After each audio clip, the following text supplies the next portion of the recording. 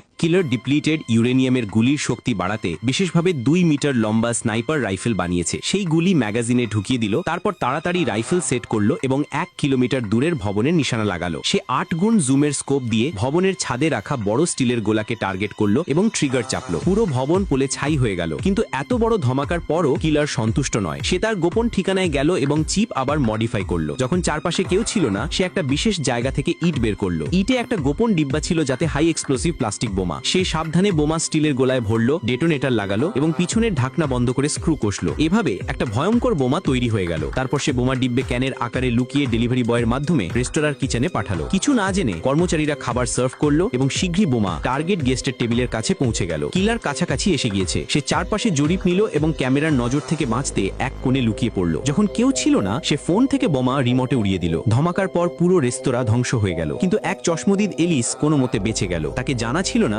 যে লোকটার কাছে সাহায্য চাইতে যাচ্ছে সেই আসল কিলার। কিলার তার উপর বন্দুক তাক করলো। এলিস ভয়ে কাঁপতে লাগলো। ঠিক তখন ধ্বংসস্তূপে একটা গ্যাস সিলিন্ডার ফেটে গেল।